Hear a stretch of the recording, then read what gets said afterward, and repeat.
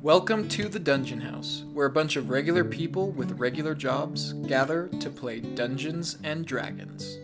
We aren't professionals, so if you hear food ASMR or a baby in the back, just understand it's normal. This show is recommended for those 13 and up. The music you'll hear is brought to you by William Heaton and various other artists. We're glad that you're here to share in the fun and laughter, as well as the challenges along the way. So come on into our home, take a seat on the couch, and enjoy the Dungeon House. Have been blown away. Like, everything that they've changed in it has been such good, like, quality of life things for, like, gameplay wise, as well as, like, everything else that they've added in that's new has been so fun thus far. I haven't found anything that I'm like, the only thing I wish in the quick select thing, you know, like how you can like hit up and you can just see all the items that you have already. I wish that was open. I wish that you could just hit from there, hit a button and say hold. You know what I'm saying? Yeah, that would make sense. That way I don't have to like, if I'm trying to hold like something to just drop or to cook something, I don't want to have to go into the menu every single time if I can have the quick select thing already. I've still never played a Legend of Zelda game. Maybe that's really bad of me. Impression. What? How dare you? What? Joy's Welcome back, Joy. I'm using my phone for the moment because my computer needed a forced restart. So.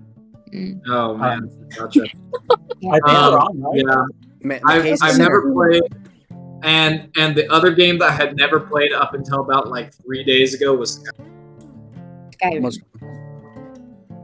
Like but Zelda, any Zelda game, there's a history, a legacy. Long history. My first Legend of Zelda game that I played was Breath of the Wild. So What? Mine was Twilight. Where were you guys? No. Ocarina of Time, Twilight Princess, Wind Waker. I didn't have So on and so forth. I've played all of those and beaten them. What? I played my first game that I played and beat was Twilight Princess, and the first one I touched was Spirit Tracks, but that one was I didn't like it. But I finished it, and then the trilogy began of Skyward Sword and Wind Waker and Ocarina, Majora's Mask, and I tried the Triforce blue, red, and green links. Didn't like it, but that was a multiplayer game. Four Swords? Yeah, not Four Swords, the other one, the Triforces, whatever. Didn't like it, as it was a multiplayer. But, yeah, I'm very into Legend of Zelda. Love it. Joy, I have a question for you. Yes. You've recently changed your user profile picture. Yes. It looks like you're a pirate. That's what Faith was saying. Are you a pirate? Unfortunately, I am not. Evermore, I am actually a fairy. Oh! Whoa! That's Yeah, really that's just fun. like- So Pinky. you get to practice Pinky's voice all the time. Actually, they have encouraged me not to change my voice, except for to do the accent, just because if I'm doing it all the time, 6 hours a night every other weekend, right? That's sure to hurt my voice. So, anyways, That's really fun. And you said this weekend was your first go round, right? yes. So this Saturday, so Friday they have some special events because Evermore is not only like a park, it's also like a venue. And so every once in a while, someone will rent it out and they'll do something. So this Friday and the next Friday, someone has it rented out. So I will do this Saturday and next Saturday. And then the other cast will do it for 2 weeks. And then they'll start our regular back and forth rotations. So That's super fun. Yeah, it's super fun. It's super cool because Tasha and my dad are both coming to see me in park this Saturday. Oh, so, that's super fun. yeah. That's really fun. My dad just happened to be up in Salt Lake, Provo, and so, he decided to come see me on my first day. Oh, super fun. That is so fun. Well, I think what we're Higher going to audience. Yeah, we don't have a lot of us here today, which is okay. David is missing in action. We don't know where he's at, but he should be jumping on. I talked with him earlier today. He should be jumping on. Okay, so he's not dead. That was my biggest fear. Yeah, I was getting a little I bit don't nervous. think so. I mean, it was like 2 hours ago, so hopefully not. Yeah, a lot of things can happen in 2 hours. Do a lot of things in 2 hours. But other than that, I know Brandon, he got hitched last weekend, so he's married. And, so that's pretty exciting. Where are they going again? Do you know?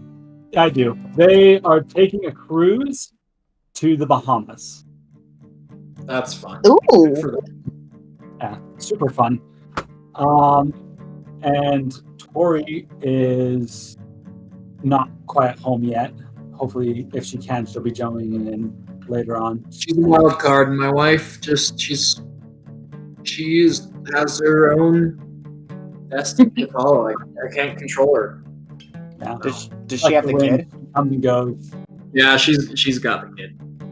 So Okay. they're at her. She's at her parents' house. I think getting dinner. So There are she many probably things that could go wrong. So.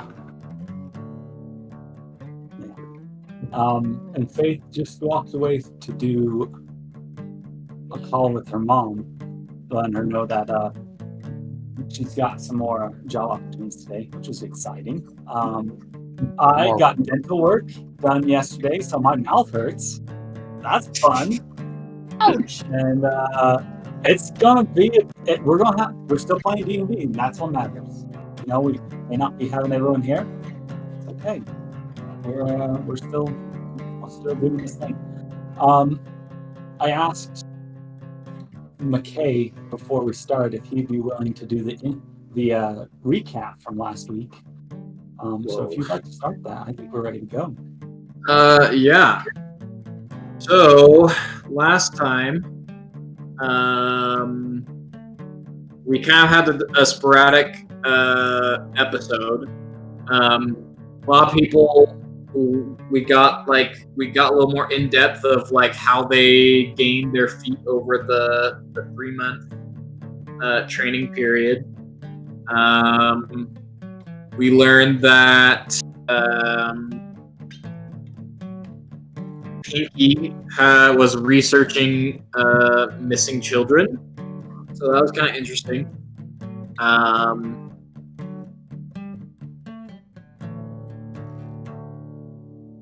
That's pretty much it. I mean, at the beginning of the week, Barren grabbed Pinky and Adelaide and headed out to find his sister. So that was fun, and they met, and then we left on a cliffhanger of them possibly getting caught. We don't know. So I don't know what else. I know. Moss and Adelaide got some cool combat skills, so Pinky can act now. Alia has the ability to. She knows more languages as well as make a cipher. Trying to think if there's anything else that really was stand outy. You were denied leaving by the lady that's in charge, Coletho. But her right-hand man let you out. And so kind of the challenge is if you guys can get back before training starts the next morning. And that's kind of where we left off. But today, we're going to start in a little bit of a different situation. So, wait, what? While those guys were going off and doing their thing, a couple of the other people stayed behind.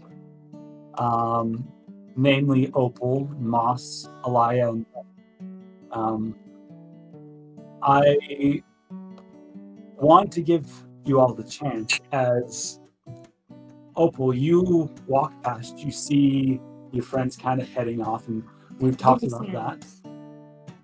Yeah, you did all the hand signals, and you went back to the room. When you got to the room, you could tell that it looked like Alia and Ren were already pretty tired, and so they'd kind of already settled down for bed.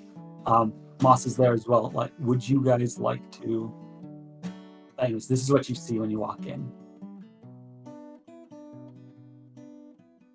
I had a funny thought, but I won't ask it. Oh, yeah, What is your funny thought? you got to tell us now. Is what you wearing, Moss? As you walk in, Moss begins to disrobe his clothes. You watch as he begins to take off his sackcloth, as this like white, scraggly old leathery body reveals to you. Yo, it was a joke that didn't happen. It was a lie. He takes off the sackcloth to reveal another sackcloth underneath. No, Moss is still chilling in his sackcloth and his robe of many patches.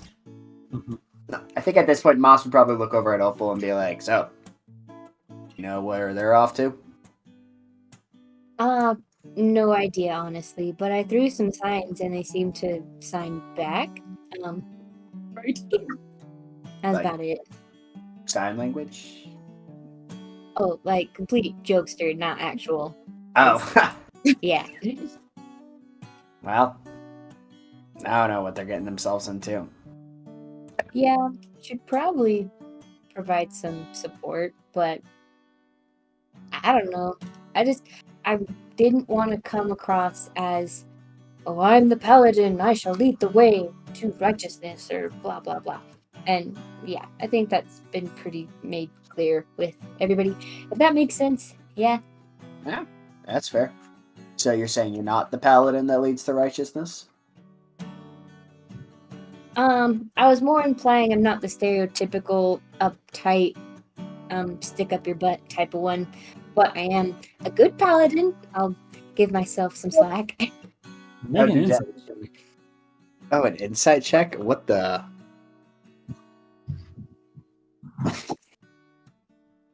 $11. She seems like a good paladin. What the heck? All right. Yeah. Okay. I think Moss was going to ask, it's like, well, then what makes you so different than the rest of the paladins that roam the land? And Chase, just a question for you. Yeah. Like, I'm assuming a paladin is like, maybe not a common person, but most people would know that a paladin is like a religious person that walks around, right? Yeah, and what really sets paladins apart from other clergymen is usually their devotion to an oath or a cause. Where, like, a lot of people have, like, this devotion and, like, this oath towards a god. Some paladins don't even necessarily have this pact with a god necessarily. It's mostly to, like, an ideal in a sense. So a paladin is someone who draws magical power through making and keeping such a strong oath. Basically, someone who's willing, like, committed everything on something, and that's what they do. And so that's why they kind of have that, in some ways, the reputation of kind of having a stick up their butt is usually. I couldn't think of a better saying. Oh, I think that's like, you got it. Yeah, nail on the head. Okay. Because they usually have a really strict set of moral codes that they're basically are giving them the power to do what they do. Though, like you said, paladins aren't necessarily the most common people. They're not also unheard of. Like, usually, most churches have paladins who are devoted to their gods, as well as maybe some like kingdoms, like for the crown, have paladins that are devoted to serving their rulers or other such things, kind of similar. All right. That makes sense. I think Yeah, with that note, like, Moss would be like, so, then what really sets you apart from the rest of the paladins with Quirk up? Anyways, yes. Yeah, moving on.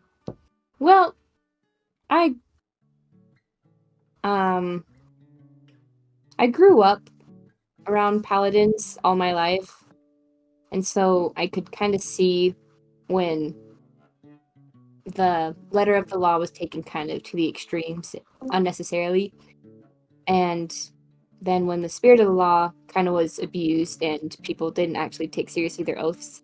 So I would say kind of a blend of the two, at least trying my best to, as I honor my oaths to the best that I am able, while still pursuing my own, what's the right word? While still pursuing things that will help me along my journey. So if that makes sense. But yeah. Alright. That's a tricky situation, because it seems like, correct me if I'm wrong, I'm not too religious or understand much about your people, but it seems like you have like your ideals that you want to pursue, but your oath, the thing that things you all paladins talk about all the time, seem to be contradicting themselves. Is that what's going on? Yeah, that's a good way of putting it. I would say in a less, more of a diluted type of way of, I still agree with my oaths, I still follow it, and I still believe in it. It's just sometimes difficult, as maybe there's times that contradict, where I may feel to do something else, but may not exactly follow the letter of the law or whatever, so I do something a little different. That's why I'm here. So I'm still fulfilling a righteous cause, but I'm not necessarily staying strictly in that guild, if that makes sense. I've said that 3 times now. I've counted because I don't want to be repetitive. Nah, that making sense. I'd be sort of curious about where this contradiction comes from, but I can understand if that's a personal matter. I don't want to pry too hard. Yeah, no, honestly, I appreciate you asking, because sometimes it is difficult to process, as the best way to process may not always to keep it inside your mind. So maybe when I'm, again, ready to share more of what's kind of difficult about my situation, I'll let you know. But on a lighter note, I am grateful to be here. I'm super excited, and I feel like we have a good party, and we're gonna do great things. So, aside from my own troubles, doing pretty good. Just so you know, Alia, you've been kind of, in some ways, partially listening, partially not listening to this conversation, as this is happening back in the bunk rooms. Okay.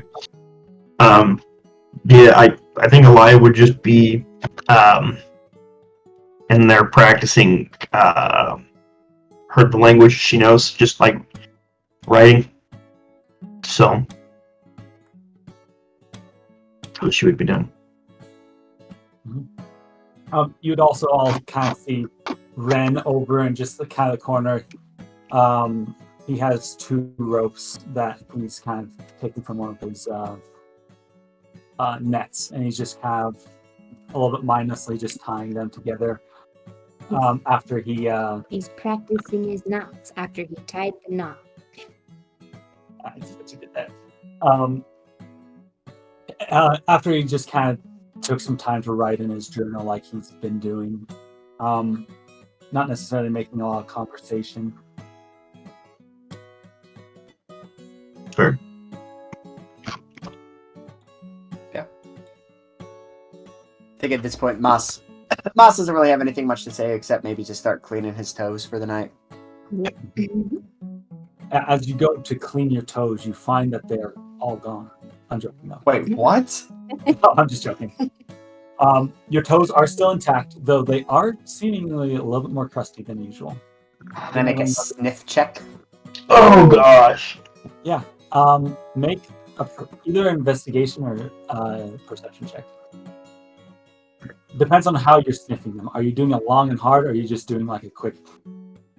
Moss would be like, just a Okay. quick like, 12. 12? Smells about the same, but you never know really with toes. Like it can go either way. All right, So- I'm done. Moss is done. As you guys kind of go out, like kind of settle down throughout the night, not much is necessarily going on, but Mhm. does anyone necessarily kind of stay up late as time goes on? You have something going on? Yeah. Okay, what would you like to do? I would just head back to my bed and meditate, but with a specific purpose. What's the purpose?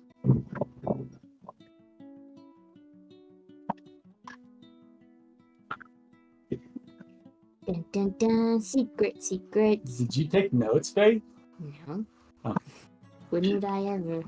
So I was like, what? I just saw you checking your phone. I was like, man, did she write this down? I was impressed. Alia would probably have gone to sleep, but all of the 1, 2, 3, 4, 5, 6, 7, all of the 7 languages she knows would be like she would have like a notebook for each one, and she'd be practicing each, like writing it all, and then those would all kind of be out, kind of like on a nightstand. Mhm. Would you say that Alia is someone who talks in their sleep? Maybe? I don't know. I've never thought about it. We could do it that way for fun. Yeah. I'd say like especially like during this time as you're learning these new languages, as you guys are all kind of winding down, Alia's kind of fallen briskly, like pretty quickly to sleep. You hear her rambling in what seemingly sounds like a couple different tongues, though some of it makes sense, some of it's just gibberish. If you do know the languages. If you don't know the language, it's all gibberish. But Faith, you had something you wanted to do. You just meditating? And I texted you. Okay. Secret messages. Okay. Yes. I would like you to do a religion check, Faith. Moss said something. Or I'll wait it till didn't after. feel- I'll wait till after you're done being well, religious. I'll take the first one. Because it was the first roll, so it does apply. Yes. 19. 19. That's really good. Okay. As you feel like you're starting to accept yourself a little bit more, especially These dice are doing better. they are doing better. Faith got new dice, by the way, for whoever wasn't there. Okay. But you should show them off to the camera. Ooh, I like those. Great. Fancy schmancy. But Other dice have been fired and also don't know where they are. they Don't know where they are. Or legit, I don't know where they are. cracks knuckles. I didn't know where they were. Anyways, so Faith or Opal, as after having this conversation with Moss, it has helped you kind of realize you can accept a little bit more about yourself, and you are happy with who you are becoming, knowing that you do have a challenge of trying to walk a line that not very many people can. Mhm. But you feel like as of right now it's been possible for you with not being diluted from your role, but also not feeling like you are losing, like you're not losing who you are, but you're also not losing what you're supposed to be. And as you're reflecting on that, you blink and you're just staring at the top bunk, and you blink again, and everything changes. As you're looking around, you catch yourself kind of almost in that same time period that you had been when you first kind of had that vision a couple weeks back when you were during your first trial to see if you could join the Vigils. You see, it feels like in the distance, you almost or you could see that tower, but you're very, very far away, many miles. If it's almost like you can tell it's there even though you can't see it. And as you look around, you notice behind you, from where you're standing, you're looking towards the top of a hill. And on this hill is an immaculate city. Though it's not quite as immaculate as you first notice. Even though the pillars and the architecture are beautiful, this city has recently been attacked, and you can see smoke. And as your mind kind of focuses into this place, you notice things, the marks of battle, pyres, or piled bodies ready for burning. And your heart almost seems to break. And you look to your side and you see someone not far off, maybe 20 feet, standing over what look to be a couple of fallen individuals. Some of them wear almost ebony black armor, some of them wearing armor very similar to what you saw down in those caverns, but with the marks of the moon, the marks of the triquetra still on them. And you see a flowing figure standing, almost kneeling over them. As you focus in, you can tell that they're checking for pulses as they go from body to body. What would you like to do?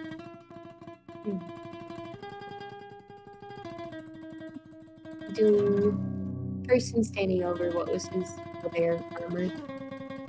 It looks to be a similar design of the triquetra. Very much more rudimentary than yours.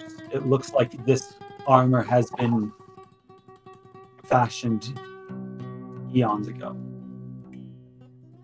Okay. It looks like it once may have been pristine, but through countless battles have been torn apart, different pieces added to it in a hopes to keep it in some semblance of a fashion of protection.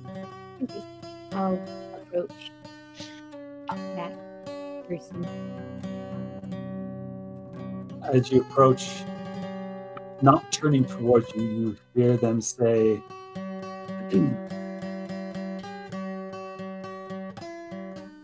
"We seem to have lost more after this raid than usual."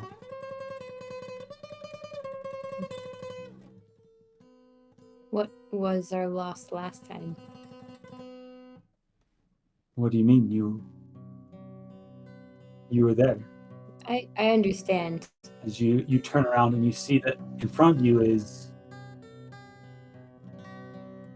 a small, almost looks like a 15-year-old boy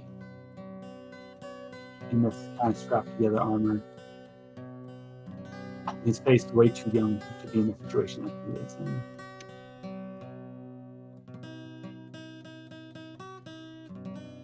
He looks at you in confusion. What do you mean? How many did we lose last time? I understand I was there.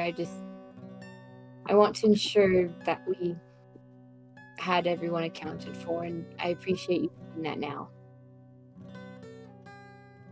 You're welcome. And his eyes kind of almost seem to be half glazed over.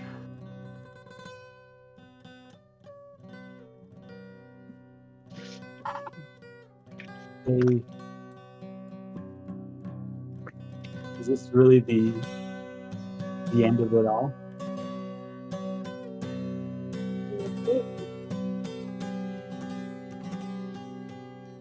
But you hear what the other groups say, that this war will last until the eternities and no one will be satisfied. I'm worried. Opal will hold her arms and get her, like, the whole chin up, and a small, like, exhausted grin, like the point where you are kind of doing the exhausted laughter, where you're just so done, but still trying your best to just push through it all. And Opal will say,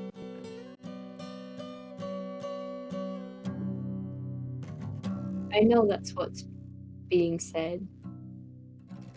And there are certain things that we can do. Maybe only small certain things, but we can ensure an end to this war. Sure, there'll be others, but let's focus on the now, as this will come to an end. There may be some down the road, but that won't concern us right now, as we've lost many, we've suffered many things. The biggest goal that we can focus on is conquering the day and focusing on defeating this foe rather than the entirety. You know so surely that this war will finally end. You know that the sun will rise again. When gods stand against God, how can you be of surety that anything will be made right again? They were before this, right?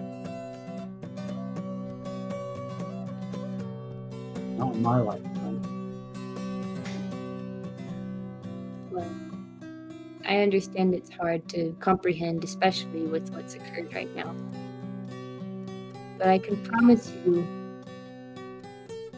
with all of that I am and every fiber of my being, there will be a brighter day to come, even if that's not in your life. Your posterity, anything that you leave for the future will have a brighter day, even though right now things are extremely dark. Will you hold on to that faith for me? Can you promise me, if you have a chance to stop all of this, you will? I will. And it's at that moment that this young man, not necessarily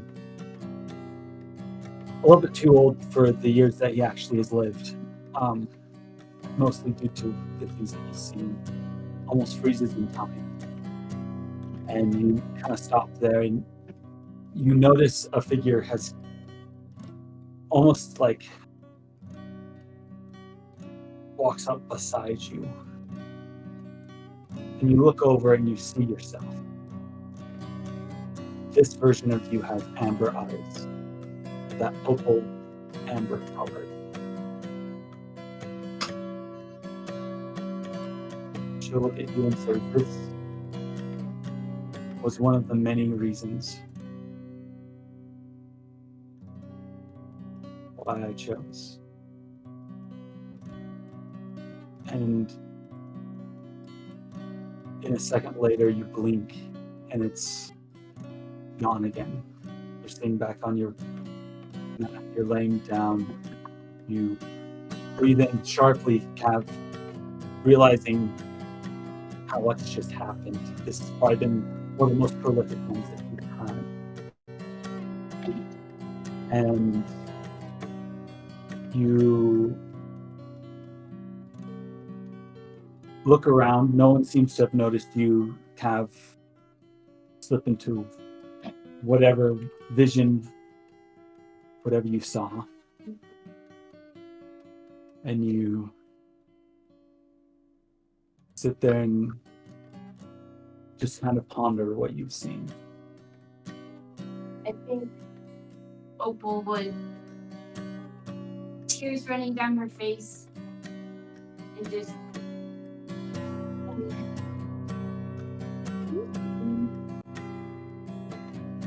computer was dying. Opal would have tears running down her face, and I think with her meditation state, she would have been sitting up to stay awake. I think she would hunch over and just cover her face and try to pretend like she's exhausted, but she is. But internally, she's just shaking and feeling so much guilt and self-loathing for being there and being very at war with herself, as I think she repeatedly questioned in her mind, what do I do? Who can I be? Why me? With that, we are going to switch where we are at. And Chase, real fast, could we turn yeah. the music down just a hair? Of course. This is Loud. a little loud. You can also turn it down on your own side. Yeah, Chase, don't change it on yours. Have Kyle turn it down on his. Or I'm just thinking for the recording itself. It's not already allowed on on the the recording.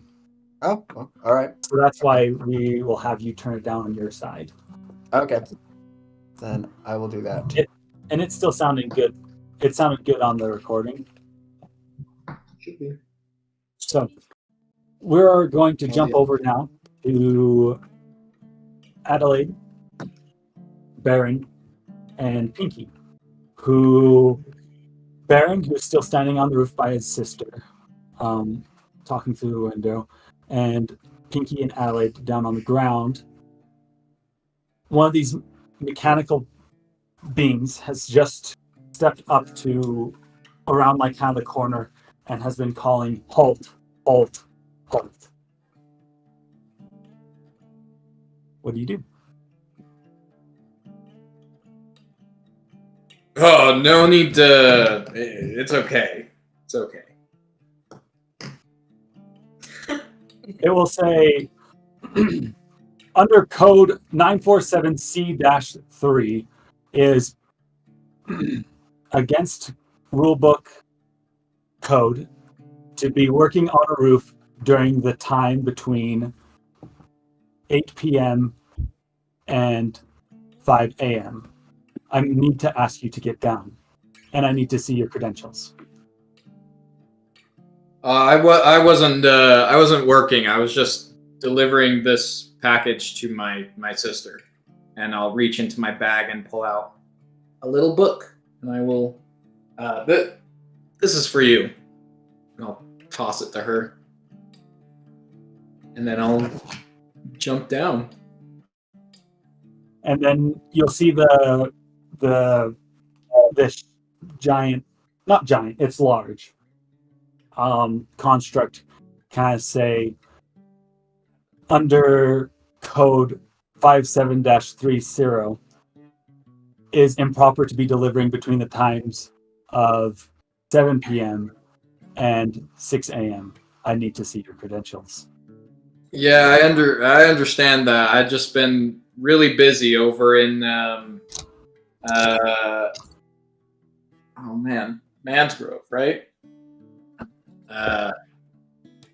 And I just haven't had time during the day to come out. So I know it's against the rules, but I wanted to come out now. I'm coming. Are you coming down? Is that what Yeah, you I'll said? come down. Mm-hmm. I would like you to make a charisma check with like how you're handling this situation. Pinky was saying something. What did Pinky say? Pinky is automatically just going to try and hide. She's going to try and fade, I don't know, Out of sight, out of mind. I'd like you to do a stealth check. Okay. Nat 20. Nat 20 for your persuasion. Wow. Nat 20, but I do have a minus 2. Persuasion, I have a minus 2. But it's still a natural 20. Let that be known. I rolled for the perception for Pinky. What did you get? 22. He rolled a natural 20. Wow! Um, Oh no. Oh no. Here's the thing, though. He doesn't have any bonuses to his wisdom. So I really need to know something very particular. He's like walked up. How far away are you kind of like hiding? Like, where are you at as he's walking up? I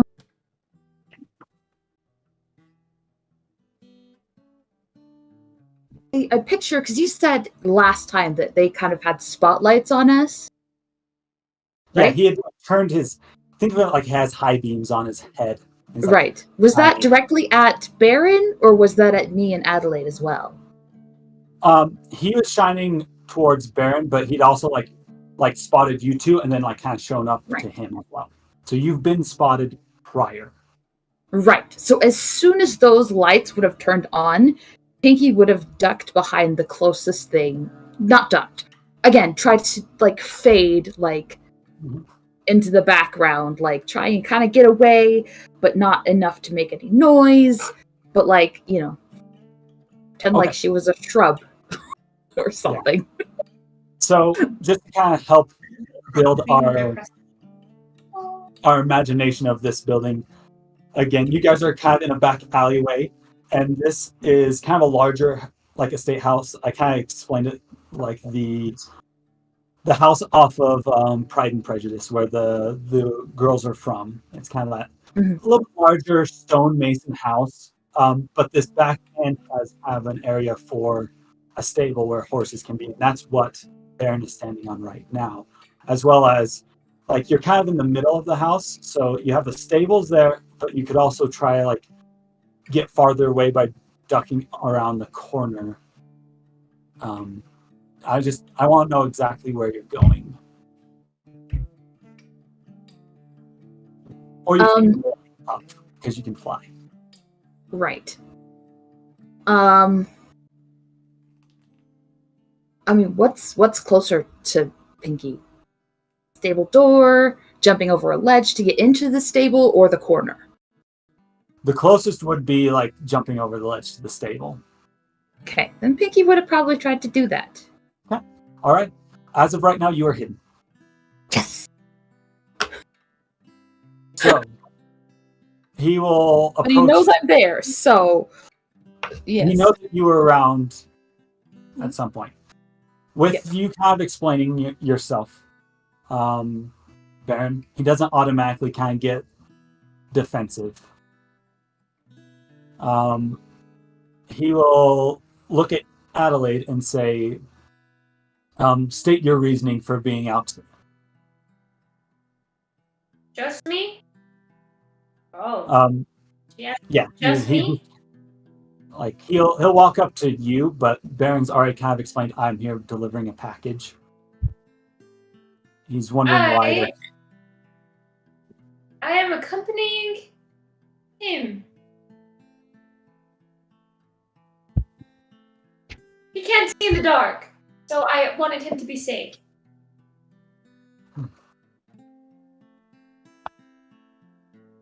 What was the delivery that needed to be delivered at such a late hour?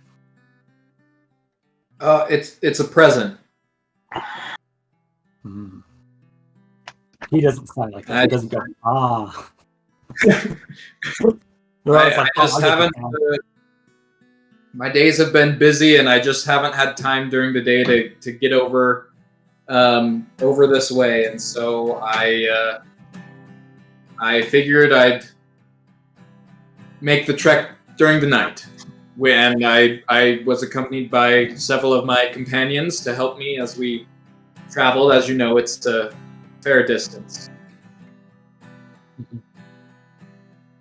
Under code 7-50Z1, I must accompany you to a place of residence. If Do you you are think that you could accompany us back to do you think that you could accompany us back to the training grounds? Just for safety. I mean, they told us that we could go out, but I think that we may need to come back there just for safety. It is quite a bit darker now. due to code 7-5059, no one from the training ground should be out of the premises at this time. Please state your reasoning for being gone. Oh, we're delivering a present. We have permission to do so. And we're going to get back now. Hopefully. You have written permission. I need to see your credentials. Of course, Barren, give him your written permission. Sorry, no written permission, just word of mouth. Due to insufficient evidence of written permission, I must ask you to come with me. Where are we going? We will be heading towards the training grounds as to acquire proof from them. Actually, wait, I'm going to scrap that whole idea. I have a different idea. Oh, man.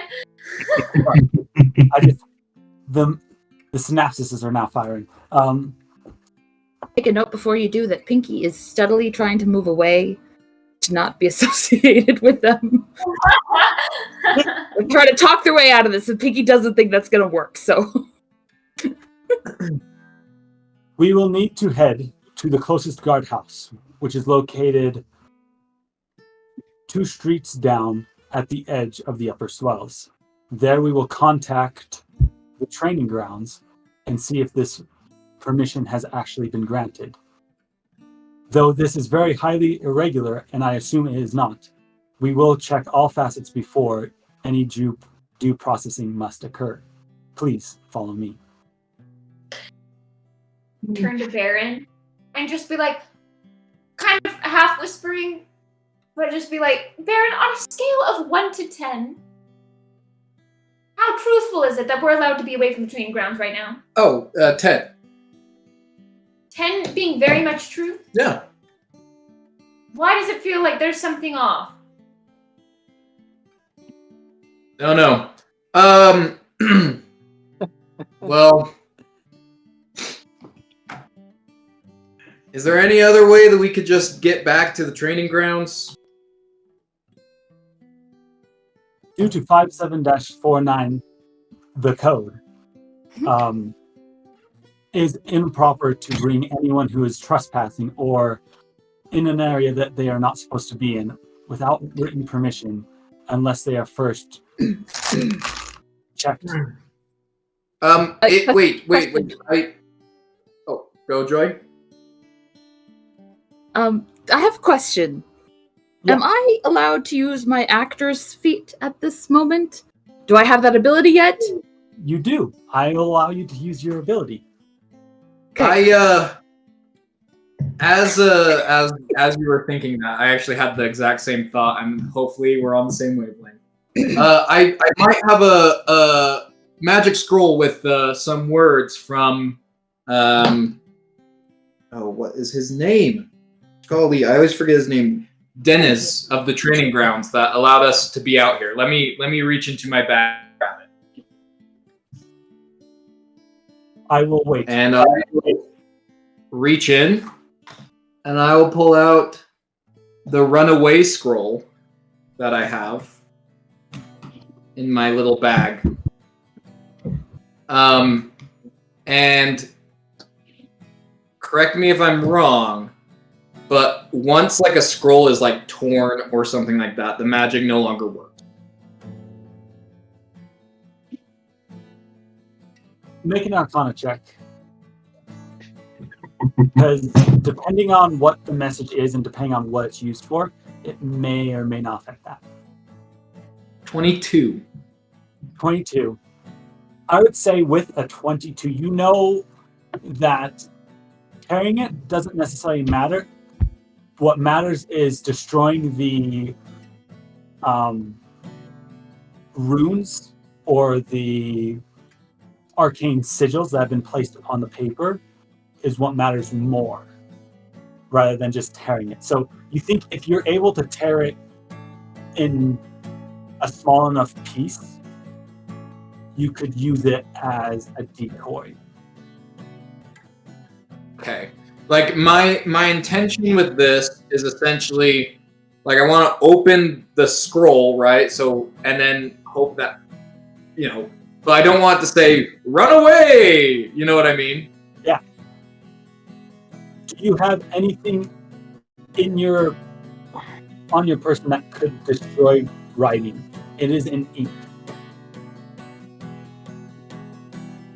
No, we went pretty light as far as travels. I think I just brought my bag with like a book and just some of the small things in it, and that was about it. I don't even have a weapon or anything on me, so I'd say probably not. Knowing this, does opening it just a little bit send off the message, or does it have to be fully unraveled? With your roll, you would know that like it is like to mostly open it, it would spell the message, but opening it just slightly will not trigger it. It has to show all the runes that have been circumscribed onto the paper. I'm gonna say here's the message, and I'll kind of open it just like a little bit, right? Yeah. And What does it say? I'm assuming Pinky's gonna be like, I know what to do, and she's going to use her actor's feet to sound like Dennis and say what is she gonna say? I, Dennis, of the Vigil training grounds, hereby give names escaped me. Barren and his 2 companions leave to go and deliver a package to his sister. They are to return before sunrise, and if they are not, then they shall be punished. But if not, they shall have no punishment. I'd like you to make a deception check. All right, here we go. Advantage, because you are being able to say it in his voice. A deception? Yes. Where's my deception? Yes! Okay, that is a 24. Ooh. That's pretty good, but I rolled a 17 minus 2. Oh, snap! So you got it.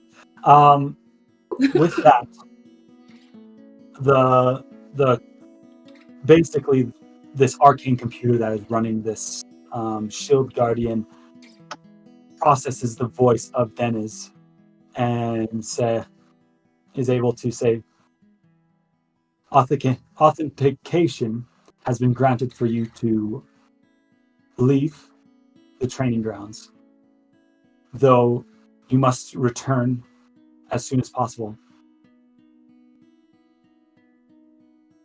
Can you escort us?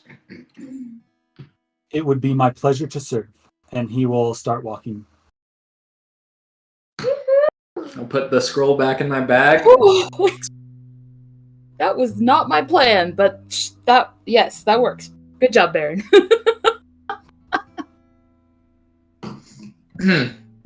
Anyway, then we'll walk with this little robot back, I guess. It's a really big robot, but The 2 of you are being sneaky. Are we being sneaky? Is this? I'm assuming this is a hushed conversation. So robot. I mean, I guess he's already given us permission, but just in case. Shouldn't Adelaide need to make a insight check as well? Because that seemed legit to the robot. It might sound legit to her. Oh, hey. Or would Adelaide know how the scrolls work? She's like, okay. But she didn't see necessarily which scroll I had. I guess it's true. Insight? Okay, I rolled an 18. Not high enough. She rolled a 24 on her deception, so that means that as of right now, it sounded like that scroll actually did have Dennis's voice give permission for what's going on. Well, I'm glad that you found written permission, Barren. That's a great thing. It slipped my mind, and I forgot that I had it in there because it's not really written. You know, it's Right, it. yeah. Yeah. I was worried that this was sneaky, but No. this is great. No trouble. Well, thanks for assisting, Adelaide and Pinky. I really appreciate it. As you guys continue walking past, you head towards the main street of the Upper Swells, and as you keep going, it looks like he is planning on using the main road that heads back towards Mangrove, the one that you still traveled on, and so it kind of leads you more towards the Lighthouse first, and then from there it'll lead you towards Mangrove. As you're going past, you notice some of these buildings. Most of them, like I said earlier, was residence. But as you get closer to the lighthouse itself, some actually turn out to be stores. You see a lot of them being kind of small shops, maybe a cobbler here, or just a general goods store. Though as you do pass, you do see one store that kind of catches your eye, especially Barren. Let me pull up its name because I want to get it right. You see what looks to be a pub with kind of a sign in front that says 2 gnomes in a trench coat.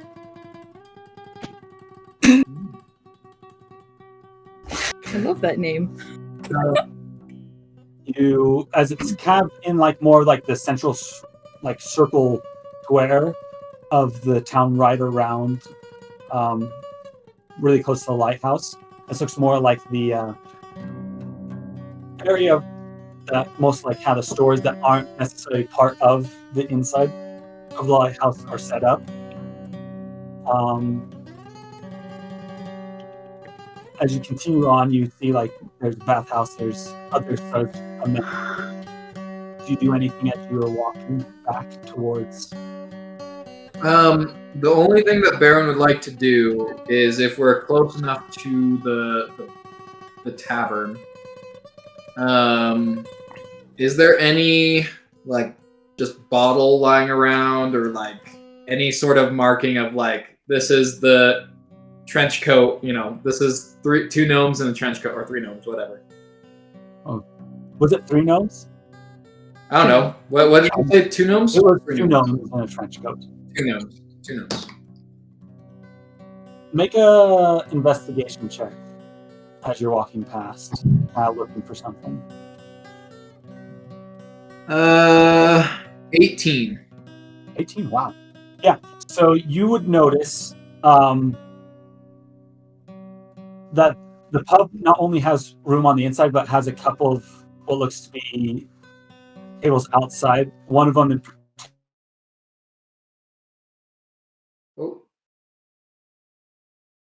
Oh no, Just they're lost gone. It's just You hear them, right? Chase, guys? Yeah, it's just them. Yeah. I will be right back. Okay. Well, this is going on. I gotta go give Loki dinner. BRB. Okay. This is a good time for a break. I guess we'll find out if they're gonna come back or not. Okay, I'm going on break. I'll be back in a couple minutes.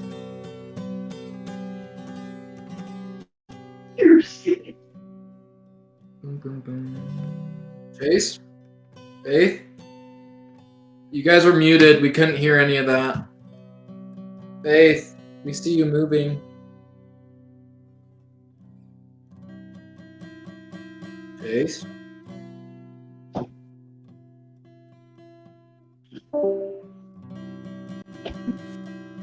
Can you hear us? We can see. Oh, now we can hear you.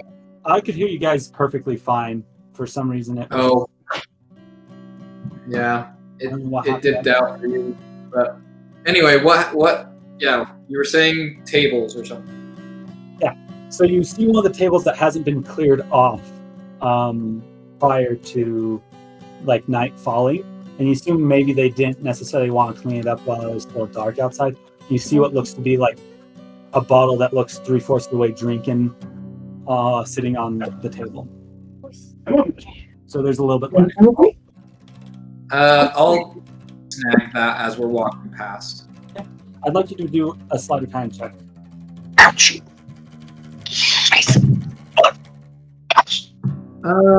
16. 16. He's not necessarily watching, and his passive perception is only a 10. So you are good. He doesn't notice you grab the booze. Though I would assume both. Are you trying to hide this from Pinky and Adelaide as well? No. So you both would notice him grab this bottle of booze off the table and kind of walking. As you look on the label of the booze, you see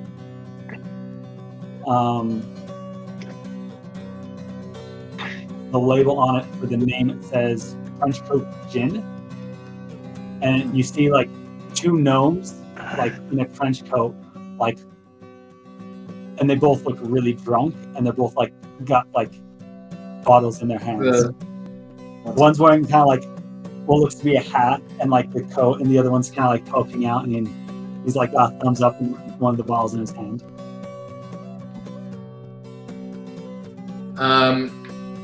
I'm gonna, as we're walking, I think I'm gonna just take a little, like, do a little sip, swig it around, just to get like the kind of like the taste, and then spit it out and dump the rest. And just keep the bottle. Okay. So I'm not gonna swallow any of it. Awesome. All right, you guys eventually make your way back to the training grounds.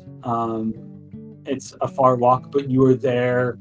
I would say you get there about 4 or 5 o'clock in the morning, so just before the light starts coming up, since it was about 1 o'clock when you actually had that conversation with your sister. As you get to the door, the Shield Guardian will kind of try the handles of this large, ornate wooden door, and it's locked. And he'll turn to you and say, "You have been escorted, but it seems that the door has been locked. Do you have any way of entering or contacting those inside to allow us to enter?" I think we do. This is far enough. Thank you. You are welcome. Please be careful. It is very dangerous, even on Osto at night. I would hate to see something happen to our vigils. And then he'll kind of stand up and he'll walk away. As he goes and just walks back towards wherever post he was at. Is it locked for us as well? Like if we try it? Yeah, it's locked. As you remember, contact him? as you remember, Dennis told you he would not be there waiting for you to get back. He's not going to help you get back in. That's up to you. Yeah. Do we remember anything? Does Pinky remember anything in particular about getting in the first time? Was it just unlocked that time, or was there a particular way to get in? You were allowed in by Caletho and Dennis. Did they do anything to get the door open at the time? It was an arcane lock when you guys left that was sealing this door. It seems like not necessarily because they're trying to imprison you, but they don't want you kind of freely moving about. So they use arcane means to keep the door kind of secure for the time being. Though arcane locks aren't necessarily always the most assured way of keeping people out or keeping people in either. So you do know, though, however, for you, Pinky, the top of the Coliseum is open to the air, so it would be very easy to just fly into. Okay. How tall is the top of it? The sides up to the top would probably be a good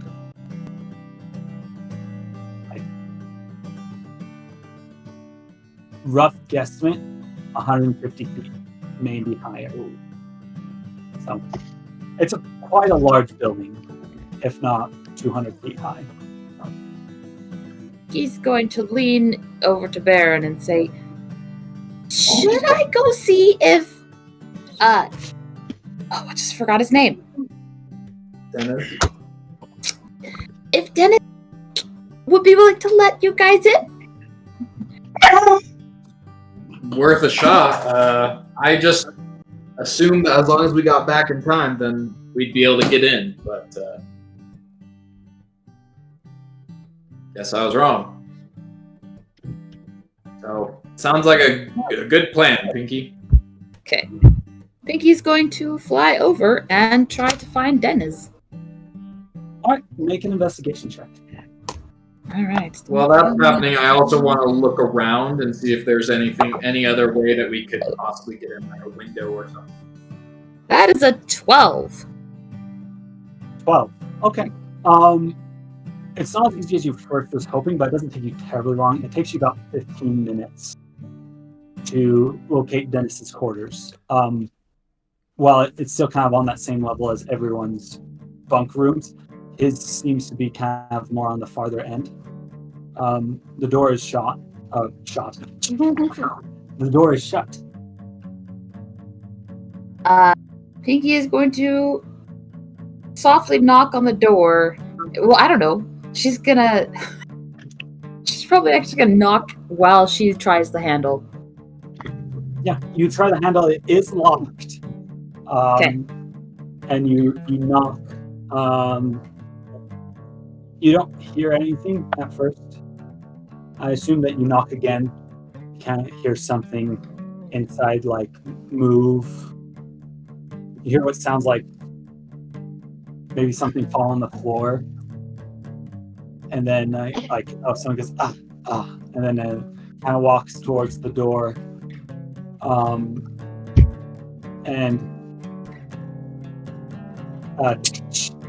unlocking the door opens a very groggy-looking Dennis. His kind of fur-bowled features kind of drooping almost. Early hour in the morning, as it is by this point around 5 o'clock or so. He's going to fly up to eye height, eye level, whatever. And she's going to say, we made it back in time. Can you let the other two in, please? He'll look at you and kind of rub his eyes and says, yeah, I didn't let anyone out. It's against rules to let anyone out of the training grounds while they're in the training. He'll give you a wink, and he'll kind of lean in and says, that's the other part of the challenge. It's finding you guys' way back. Pinky is going to make a pouty face. He's going kind of growl at him. She's going to kind of growl at him and fly back off to her friends. Yeah, Well, before he goes, he'll say, you guys did a pretty good job getting back. I didn't think you'd get this far.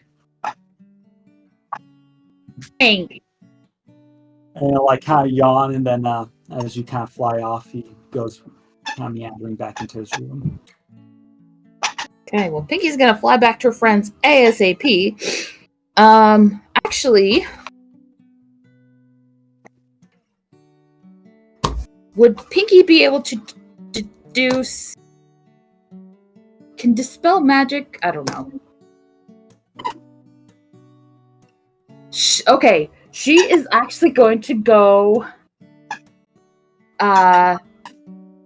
to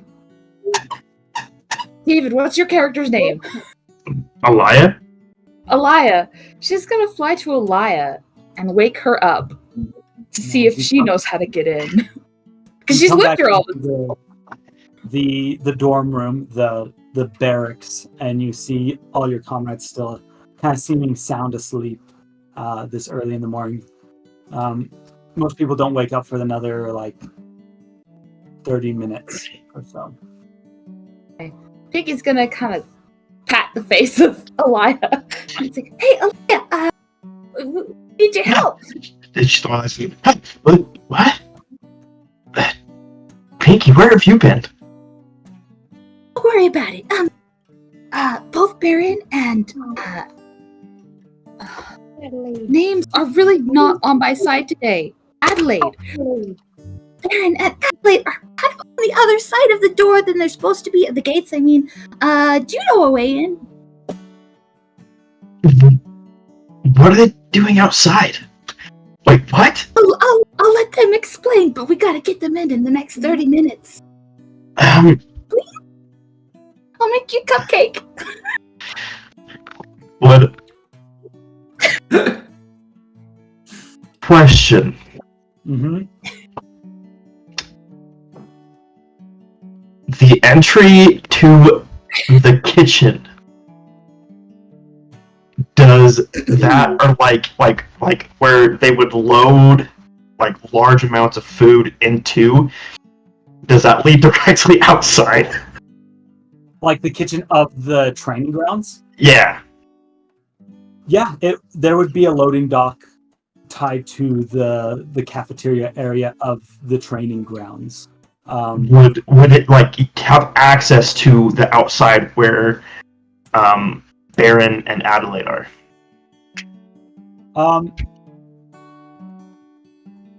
Make a history check. History check, huh? You caught me off guard. That is a 19. I don't know what I did with my dice. You're rolling pretty dang good tonight. With a 19, you remember in your youth when you'd come to the Coliseum, especially during the celebration of Arum, which is the summer solstice, the brightest time of the year, and also considered the safest time of the year, when the fairgrounds, the city of Mount Grove really kind of comes alive. Does it with other festivals as well, but really that's when it shines.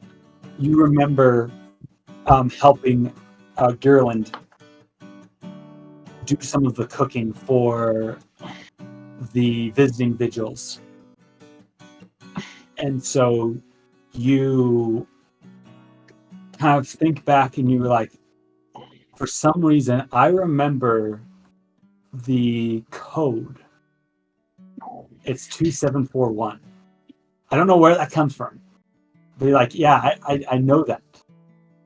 Okay. Probably from the couple years that you helped him, ever since you were just a little girl, you would be there with him, helping. And you're like, I know it. Yeah.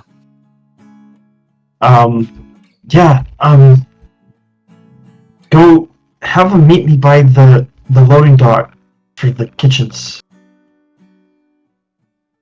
Okay, thank you.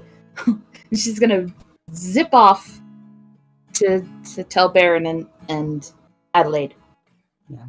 I'm assuming you get there, you let them know where to meet, and eventually, just 10 minutes later, as Barren, Adelaide, and Pinky are kind of standing outside of the loading docks, where you can see they bring the carriages, they back them up, and they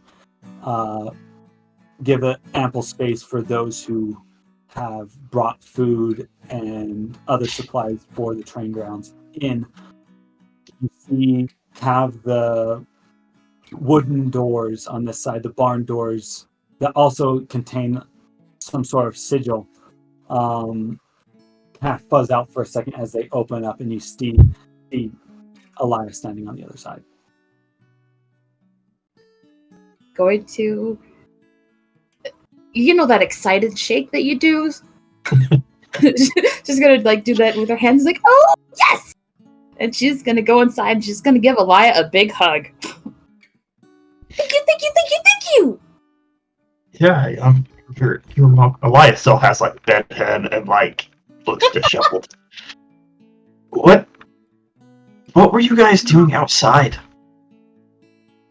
I told you that Barren was gonna explain, and Pinky's gonna run back to the barrack, and she's gonna try and catch a couple minutes of shut eye. Yeah. Those who were out all night, just so you know, it's going to be a rough day this next day. You're going to be some tired people. I'm assuming we'd take a level of exhaustion if we ended up playing out the level or playing out the next day. You would have a level of exhaustion, but we'll just say that that's because, like, the way it affects is it's the roughest day of your training. It's awful. But that's jumping the gun a little bit. Alia has asked you a question. As Alia's right there, I'll kind of push past her and just thanks. It was just getting too cramped in here, you know. Needed some fresh air. Why would that be worse getting expelled from the Vigils program? They probably wouldn't expel us. Yeah, they would. Daggers. I was gonna say, yeah. I don't know what Adelaide's response is. Adelaide staring daggers at Barren, just so everyone knows. Yeah, no, it's like super against the rules to go out. I mean, maybe against the rules, but you really think that we're the first people to do this? And stay in the Vigils? Probably, yeah. Nah, I bet if you were to ask people, you'd be more surprised at who's gotten out. I grew up here. Just saying, there's lots of things that if you don't know what you're asking for, people won't tell you.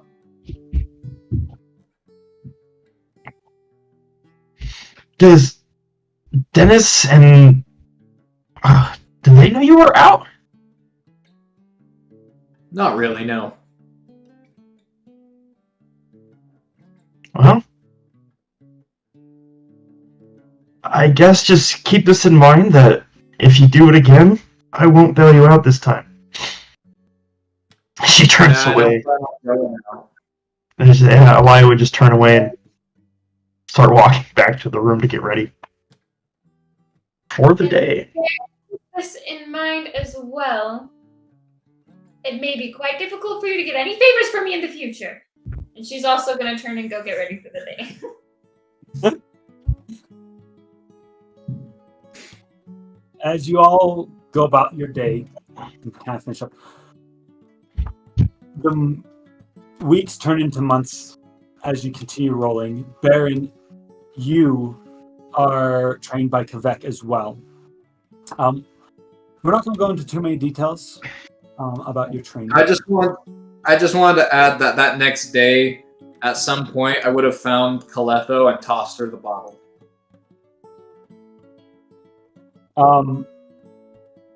You toss her the bottle, and she kind of looks down and looks back at you, and she kind of gives you like the stare of like, not necessarily annoyance. Not under your watch, right? And then I'll just say like, not under your watch, right? And then just. In some ways, she looks almost impressed that you were willing to have the gall and the. I don't know. I'm not gonna say what I'm actually thinking, but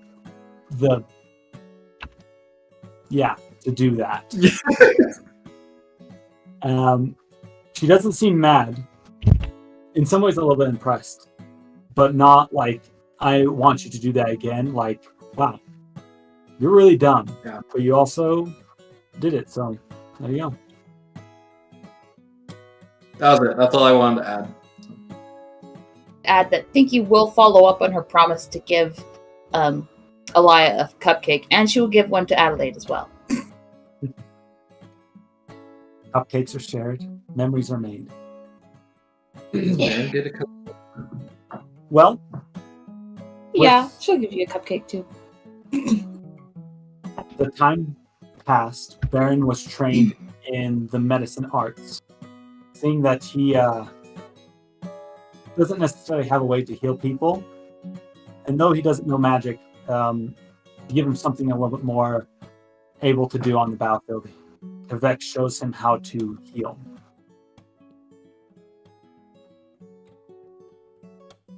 After 3 months, the day comes that you guys have finished your training. It's all kind of coming together, and you wake up in the morning, all done. And I'd like everyone to just kind of do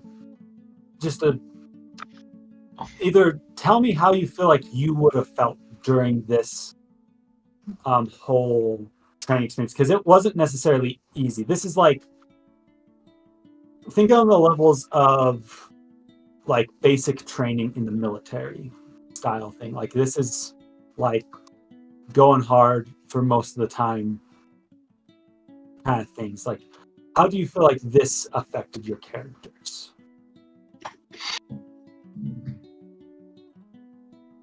Yeah, I can start. So I think for Moss, something just like generally speaking that everyone else would have noticed, and sort of how Moss felt throughout this training, is that there was a sense of like during the training, going through the activities, there was always a sense of just like disappointment or just like sort of reflection on as Moss sometimes wasn't able to perform the physical activities or go as quick as others. Always a sense of just like I've gotten old.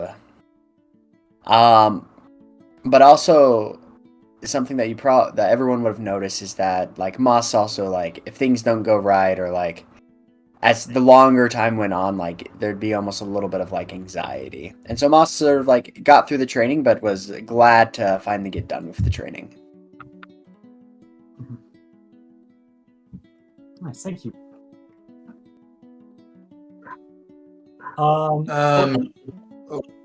Would you be willing to go next? Opal. Not gonna finish it, so no. Opal. Nope. No copyright. Kind of. I feel like after Opal's experience, she would have been kind of more reserved and dazed. So I feel like with the intensity of training actually would have helped her feel better about her situation, as being able to train harder made her feel like I'm achieving I'm progressing towards what I'm supposed to do. I'm doing what I'm supposed to do and just giving it her all and working kind of a little too much, so she's probably overexerting herself. So unfortunately being more reserved from the party in that case, as being earlier to bed, being quicker to eat food, just more day-to-day things she would do on her own, just focusing on, I have to get stronger, I have to be better, I have to be able to fulfill my oaths and know all these things. So she kind of would have gotten self-absorbed with trying her best to not be self-absorbed based on the vision. So trying to be able to serve, but kind of getting lost in the sauce. Mm-hmm. Yeah. Okay. Alia, would you go next? Yeah. I think Alia probably would have gained a little bit more self-confidence in actually being a vigil and learning to open up a little bit, I guess. I don't know if at some point, or I imagine no, maybe not. I don't know. Yeah, just that. She would have opened up a little bit more. She would have, if people were to, she probably lost.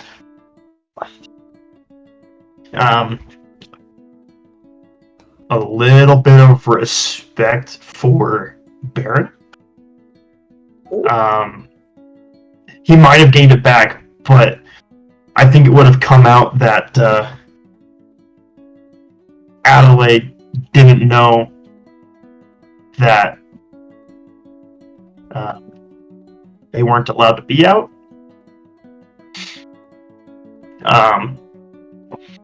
And just the fact that it's like he's willing to sacrifice other people's for his own personal gain. Unless at some point, Alia saw that he had changed that aspect or that quality. So. Barren, would you be willing to follow us up like that? Sure. I think Cute Loki. I'm trying to think. So I think that you would notice that as we're training, like Barren's kind of feeling a little bit more in his element. Like just doing day-to-day, doing like physical activities and like he's in a lot of ways he probably makes it look kind of easy.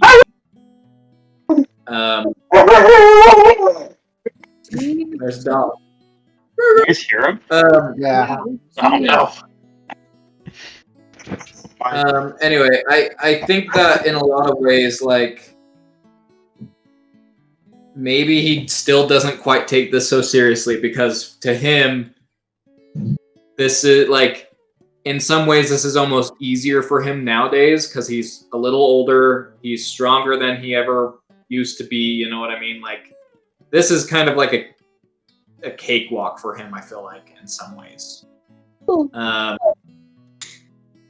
I feel like the hard part is opening up, like, emotionally or, like, anything like that. So, like, yeah, like, it makes sense that Alia is, like, lost respect for Barren because, like, he is just kind of, like, more blunt and he's more like that. Like, I think eventually he would have told you the real reason as to why we went out because I imagine Pinky would have blabbed a little bit. I don't think he's probably.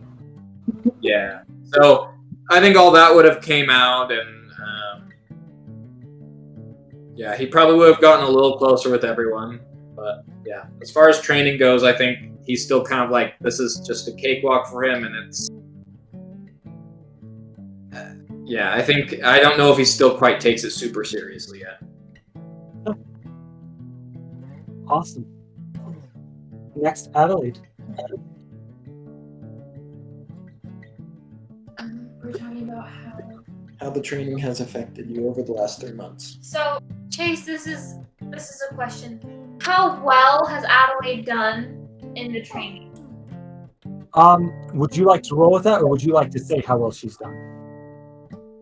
Well, see, here's the thing: is if she's done really well, if she's excelled, then she's probably feeling very confident right now. So, I don't know. What do you think? Should I roll or? If you want to leave it up to chance, you can. If you don't, you can tell me how you think she's done. Like, if you feel like she would have done well during this, like a militaristic-esque style training, then. So I think that Oh, you don't know. no, I will just put my little head. I think that in the beginning, I think Adelaide would have really struggled with like kind of the intensity of the training, not feeling like she really like knew a lot about combat or knew a lot about stuff like that. And so I think that she would have worked really, really hard and put in the extra hours to kind of get on top of it. And I think that by the end of training, she would have probably excelled in everything that she put her effort into. So, like, she probably would have been a lot more confident in combat, a lot more confident in like her skills as a cleric and magic. she probably would have put the work in to learn a little bit more about the history of the Vigils and like what she wanted. So yeah, I think that she's leaving the training portion feeling a lot more confident and also I don't know, probably have a better relationship with like the people that were training or instructing or mentoring us. Yeah. Because that would be really important to her too, is like being liked by them. Can I ask a question real quick? Sure.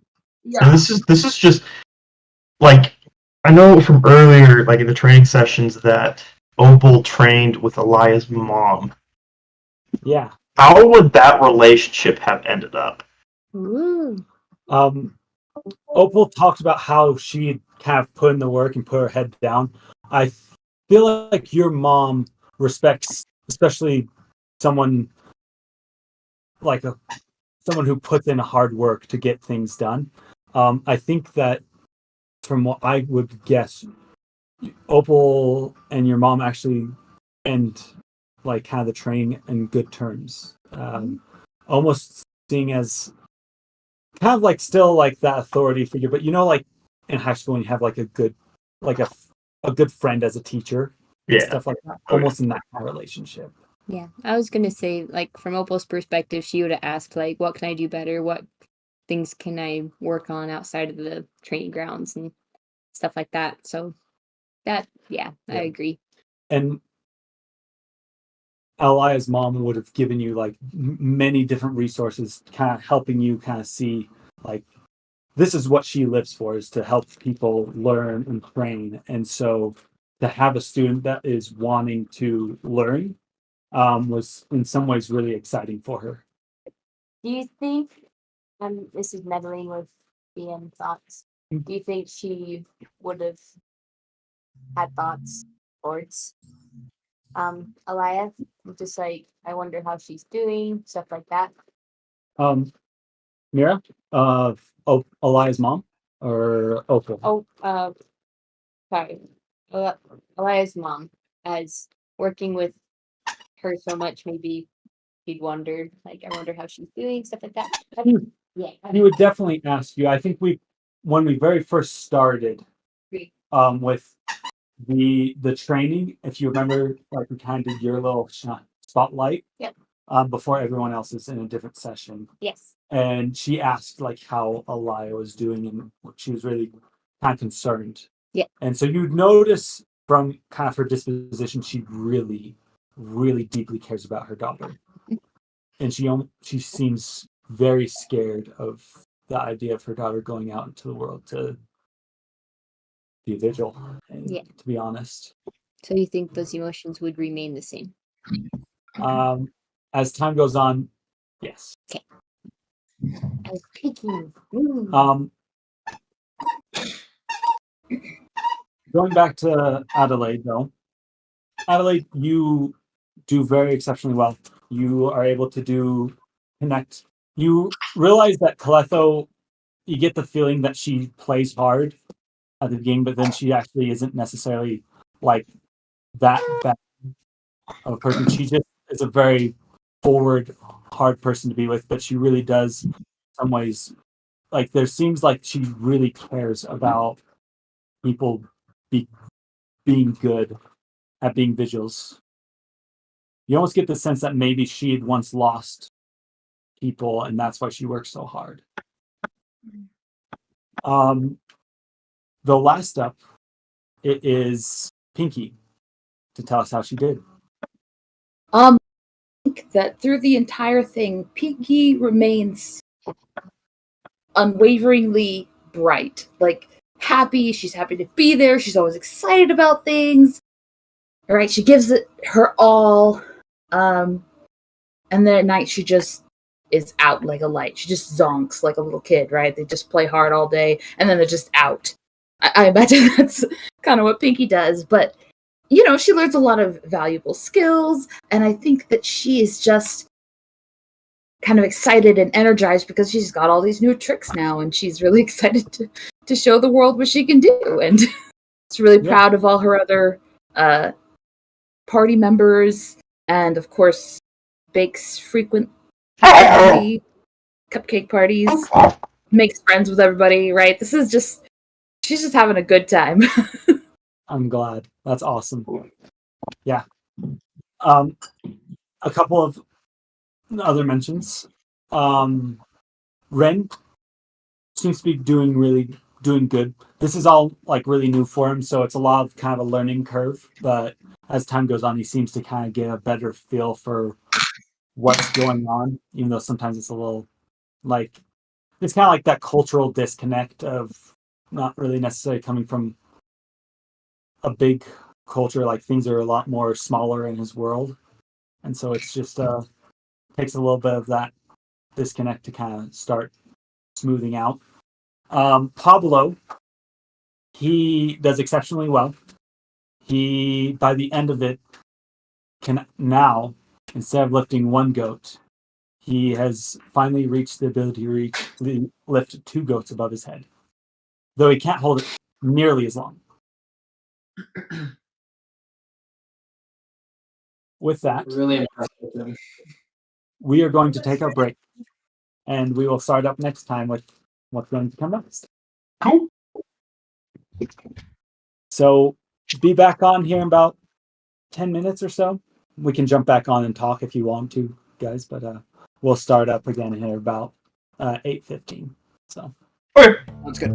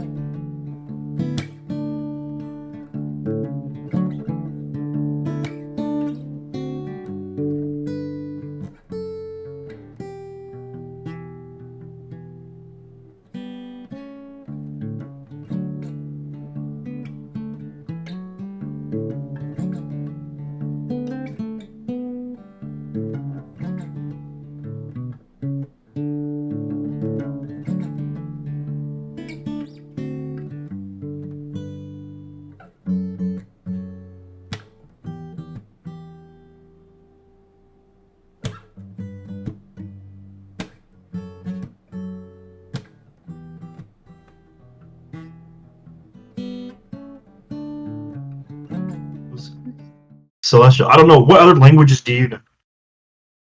Can I say? I mean, Or, I guess the languages you would have seen Alia writing it if you know them are Celestial, Common, Draconic, Dwarven, Elvish, Gnomish, and Halfling. Two of those. If she'd Three, recognize technically, is common, but no 3, but yeah, she'd recognize 3 languages. and Yeah. many people call it celestial, but among this group, I think I might start calling it celestial. Why? Sus. Why you think I'm sus, bro? Because that's what they were trying to sneak around with their words. Anyways, I don't know if we're back yet, but I'll wait for if McKay comes back down and gives me a thumbs up. Then I will know that we're back. I made this book. That's cool. Yeah, I made it. So pretty neat. Pretty neat. Pretty neat bowl. I made the soup. Ooh, That's nice soup. It came out of a box. nice. I like Because I ate all of my other food. I turned you remember that chicken cordon bleu stuff I made? Yep. Oh, I something I need to talk with everyone about. Corn on blue. Can we do this real quick? Go for it. Just so you guys know, I'm going to be moving to night work for my job. I'm going to try to work it to where I can still do it on Thursday, and I'll just go in right after D&D. But our sessions might be a little bit shorter than they usually are, not all the way till 10. Okay. I don't think that necessarily affects anything, and if anything, that helps kind of Kyle not have to worry about missing stuff out for his engagement. Shingababa. Mm-hmm. So, For me. unless you guys have a different day that you really want to change it to, You can do whenever. we could. I could try to get one of those days to work as well. If we were going to move it to any day, the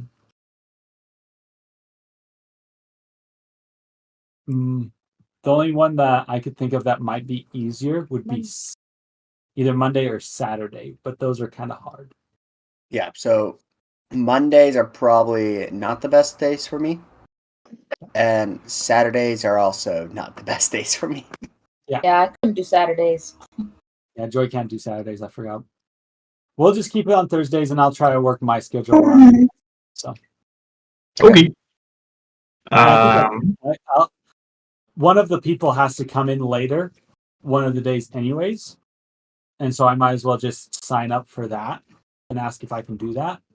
So I can keep coming at the time I'm be able to stay here and then just leave for work right after we're done. Okay, sounds good. Anyways, back to chicken cordon bleu.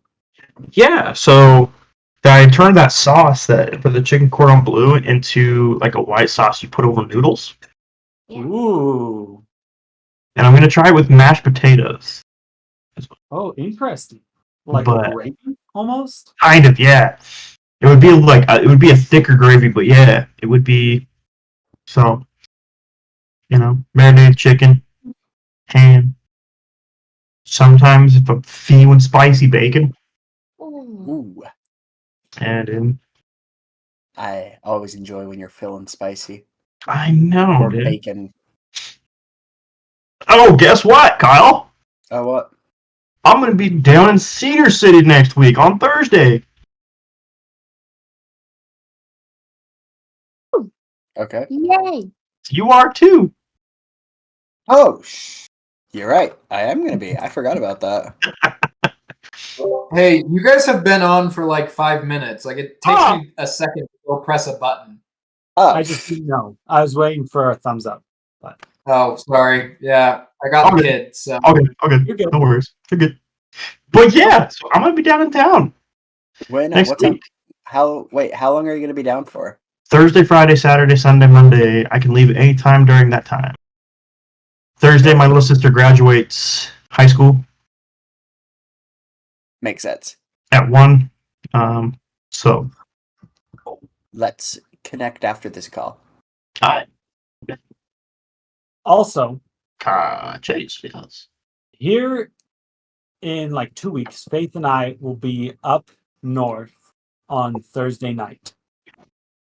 And so for Joy, My brother's And- graduation. yeah, for Okay. Faith's brother's graduation, which is like in the middle of the day, but we still want to play D&D here in like 2 weeks. So for those that are going to be up north, would we like to do an in-person session? I think we thought. Joy?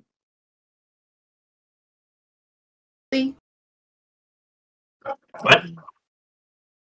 Can you not hear me? Now we Now can. we can. Okay, I said yes, please. Let's do it. Awesome. Yay. And I'll talk with Brandon once he gets back, and hopefully we can get him there as well. I would say, Okay. I actually just. Anybody know how to use Photoshop? Chase does. You know how to use Photoshop, Chase? Yeah, Brandon. Brandon's better than I am, though. I want it to be as cheesy as possible. I'm gonna get either you or Brandon some pictures of me and 3 of my coworkers. And we're going to, or we want, and if you want us to pay, we'll pay you. We're willing to pay. But we want you to Photoshop our faces over like a family of 4. Like mom, dad, like little kid and a baby. And we're gonna give it to a couple of our coworkers. That's awesome. That is so sweet. So It's been a while since I've used Photoshop, so I'd have to like remember, but I could do that. it's literally like all you would have to do is just like copy and paste our faces over their like the other people's faces. So what would help the best is if you guys found a photo of a family that you want to use. and Already have then- one. What? I already have one. You already have one. Now take everyone's photo in a pose that is like their head kind of in the same position and around the same lighting as the photo. And that will make the Photoshop super easy. Maybe. Because we want this to be like a surprise. And it's more to be funny than anything. Like they have no idea. It's just like every single time like I talk to Some of the people in this don't know. Is that what you're saying? yes. Yeah, there's Okay. so 2 of us know. 2 of us were like, we're gonna do this because we think it's funny, because every single time we have a class or we have something to go do, they're like, gosh dang, dude, you're making your mom and dad disappointed. We're so disappointed in you. And so we're gonna give them those 2 people who always say that they're like disappointed. We're gonna give them we want to give them a Photoshop copy of all of our faces on like a family portrait. I love that. Let me. So just send me whatever photos you can get of their face. Yep. Because it doesn't matter then. And give me, like, tell me who you want the mom, dad, little kid, and baby to be. Okay. And then I'll do that. Okay. Sweet. I appreciate it. We should get back to D&D, though. Because Yes. Yeah, let's get back to D&D. I like D&D. Okay. So rolling it back, we just kind of talked about why you guys, like how you guys' characters are feeling finishing up your training. The morning comes that you guys wake up and are ready to be inducted fully as Vigils. Previously, it's been explained to you that each group is taken from the train grounds and carted back towards the lighthouse, and there they will be inducted as Vigils again. Eventually, it's about fairly early, in, like not super early in the morning, around 10 o'clock, it's your group's turn. As you head towards the door leading outside, it being a while since anyone stepped outside of it, You come out and you're greeted by a lone carriage with a familiar face on top, kind of the potbelly sir with the kind of the fancy driving suit, the little hat. As you see, Spindley kind of hops down from the carriage and opens the door for you all. Says, "Wow, it's good to see you back. I'm excited to give you the trip back towards the lighthouse. How was your training?" It was good. I think we learned a lot. Too long. Took too much time. Yeah, I've heard that before. People just, seem like they just want to get out there, Sometimes it's important to do a little bit of training. It helps the body. Oh wait. Anyways, right this way as he kind of gestures toward the door.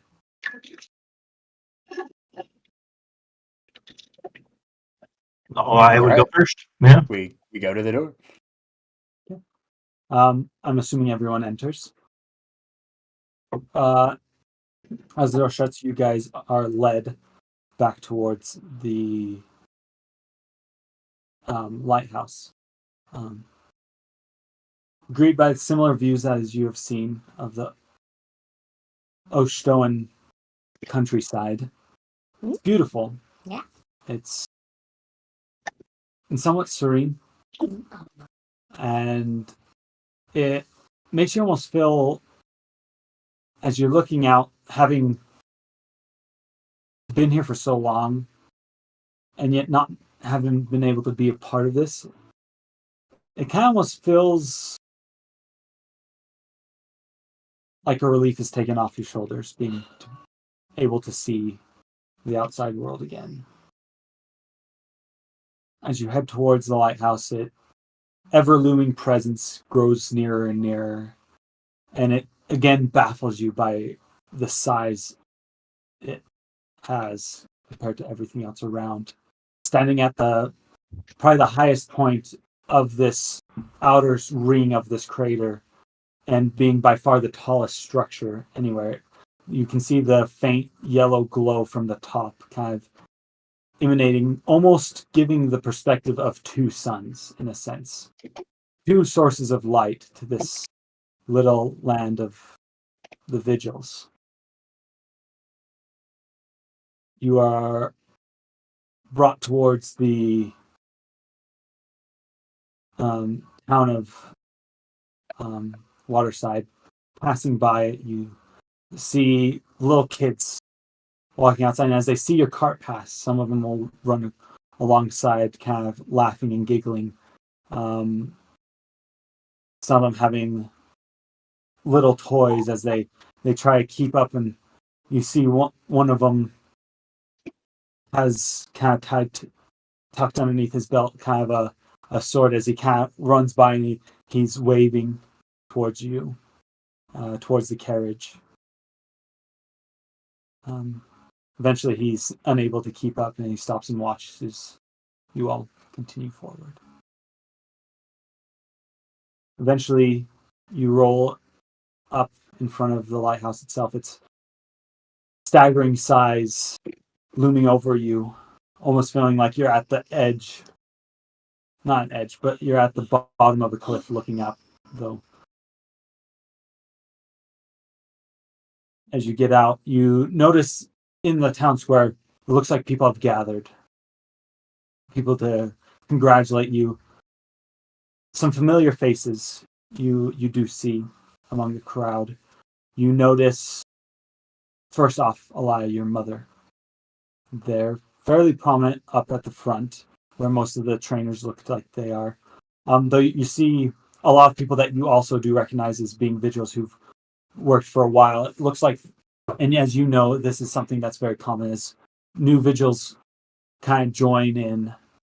It's not uncommon for people to come out and welcome them to the start of their days as a Vigil. You see Gerland as well. He's not standing too terribly far away from your mom, but more towards the lighthouse side, and you catch his face is kind of his giant orc stature kind of sets him apart very easily from the people that he's also standing around, with his simple apron on and his tunic and trousers, as he's kind of not necessarily needing to like stand on his tippy toes, but you can see he's kind of like trying to get a good look in front of everyone, and he sees you, and then as he sees you kind of walk out of the cart, he will clap someone on his shoulder and he kind of points and then seems to be talking to somebody. You all also notice what looks to be Olivia and Van Dyke kind of on the other side, also watching. Not too far away from them, you see Nigel, seemingly to be healed, though looks a little bit less worse for wear. Looks like he's aged a little bit more than he did when he was given the role of being the antagonist in your trial. Looks like though they were able to bring him back, he didn't necessarily come back all the way whole. As you can see that he has one crutch holding him up.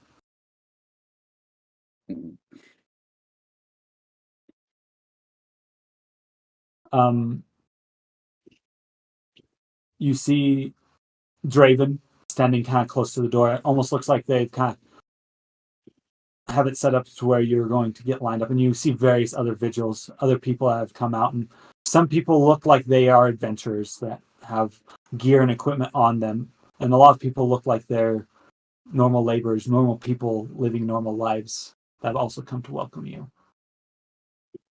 As you all get out and you kind of line up in out of the cart, Draven will kind of quiet everyone down. That kind of people are kind of talking, milling. Some of them, as you kind of get out, kind of give some whoops, some quallers. He'll quiet the crowd and say, "Today we would like to welcome Opal Delise, Alia Asha, Moss, just Moss, Yeah.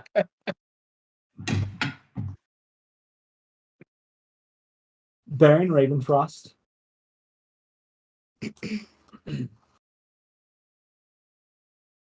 Pinka Azalea, Adelaide Brightor, and Ren Ashdale to the Vigils." With that, there's a loud cheer that goes throughout the crowd. Not anything like crazy boisterous.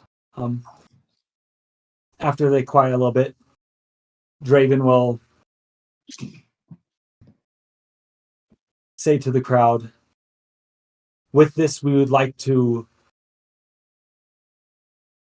finish off your training by giving you your symbol." As he, you see kind of, looks like a younger man standing pretty close by, kind of walks up holding a box. He opens it up. You can see the younger man seems to be kind of shorter hair, kind of well groomed, wearing fairly nice clothes. He'll open up the box and you see what looks to be some sort of pendant in it. As you take a closer look, you can tell that these pendants are very similar to the one that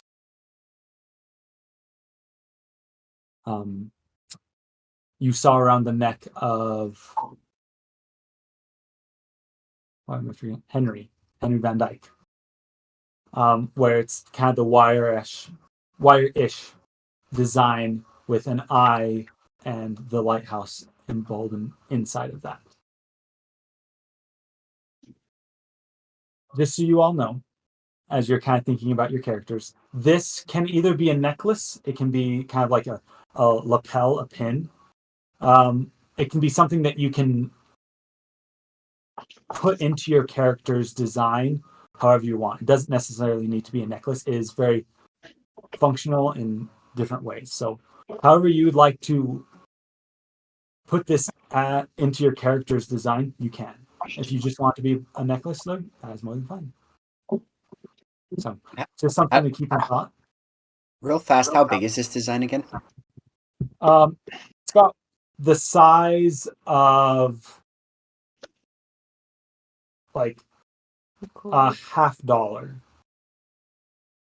So Okay. it's like for a necklace, it's kind of big and kind of big for a pin, but still like noticeable. Can they make it smaller? No. So with this, they kind of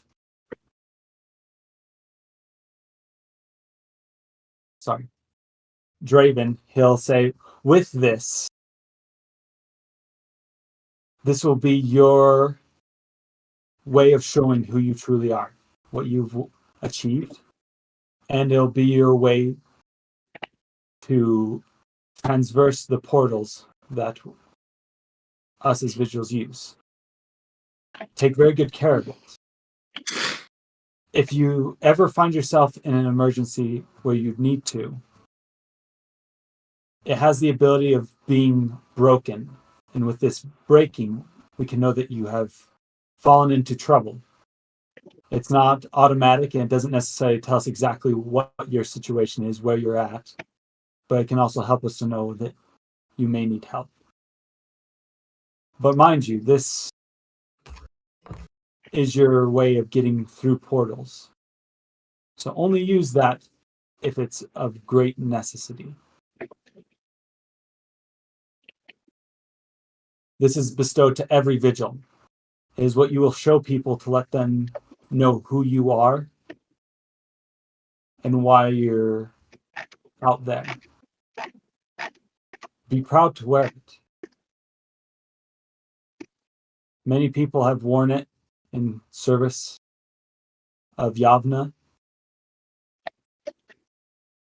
Many good people have died because of what this is, trying to do the right thing.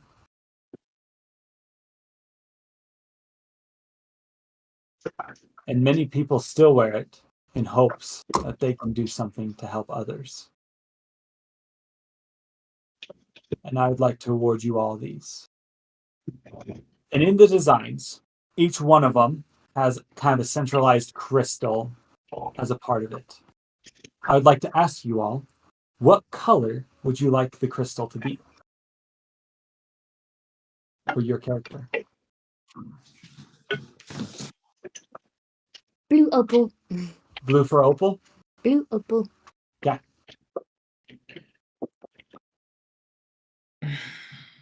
Pink. Pink for Pinky? Really? You sure? I don't know.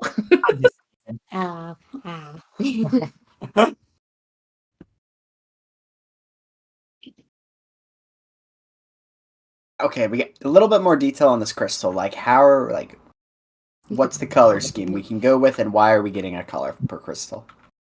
Let me upload it into the living room. Again, what kind of looks like. It's because we're becoming Power Rangers and we need to pick our colors. I know. Exactly. It's not very big, the crystal itself. It's quite small, but it does set it apart from others. Okay. And I'm just giving you the choice. If you don't want to, I can choose for you. No, I want to pick.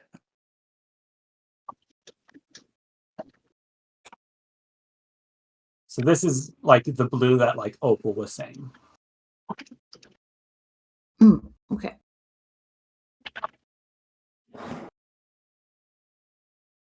I like it. Tori has asked, or Adelaide has asked that it be pearlescent. Okay. Yeah. It can be pearlescent. What It is pearlescent for those that don't know colors. Kind of like a sparkly white. Like a pearl. Yeah. Pearlescent. Yeah. So, this is a DM call. So, Chase, I need your opinion on this. Yeah. Can mine be black, but with a hint of green in it? Yeah. Think about, like, okay. You remember from the third Fast and the Furious movie? I've never seen the Fast and the Furious movies. Never mind. Me neither. Basically, the Mustang in that movie has like a super dark green where it looks black unless you see it in the right light and then you see it's green. That's kind of what I'm imagining. I don't know if that's what you're thinking. I'm thinking more on like, I'm curious, like if the crystal, like it's actually black, but there's almost like someone injected a vein of green. Veins of green? Yeah. What if it's like partial green, like half black, half green? Yeah. I'm fine with that. Dope.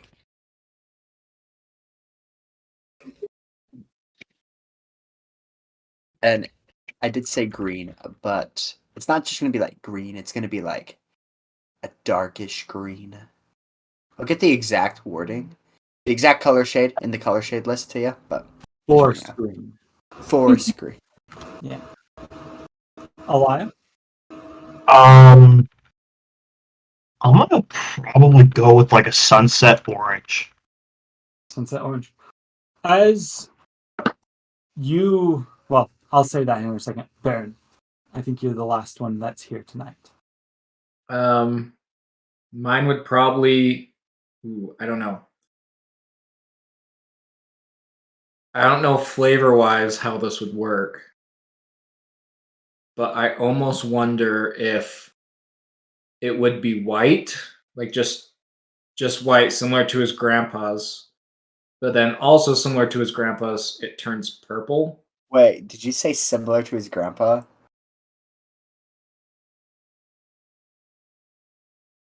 What would you like? I don't know if it would. I don't know if it would do that. I don't know. Just thinking about like. I think let me describe as what happens, because all of them start off just kind of like a clear crystal, kind of like like the Star Wars Kyber crystal thing. They're all clear, but once you touch them, that's when you actually get your color, because it depends on your personality. Okay, that's what I was thinking. So as you all like take your thing, it changes, and for you, like you see it flash white for a second, but then fades to purple. Is that like how the thought process we're having? I think so. Yeah. I like that. For you though, Alia, something you notice about yours is it doesn't look pristine and new like the others. As you grab yours, Draven kind of points it out for you specifically. He says, I was told to give you this one in particular. And as you pick it up, you can tell that the wiring is a little bit of a different color. It looks like a little bit older design. It looks to be the same one that your father used to. He'll look at you and say, someone told me that you had to give up something during the trial. And I felt like we should make it right. She's not even know what to say. She's just gonna stare at it. As you turn it over in your hands, you look on the other side and you see engraved, kind of along some of the wire behind the crystal, is the phrase "Etin et Amoria," which is Elvish, saying knowledge brings light.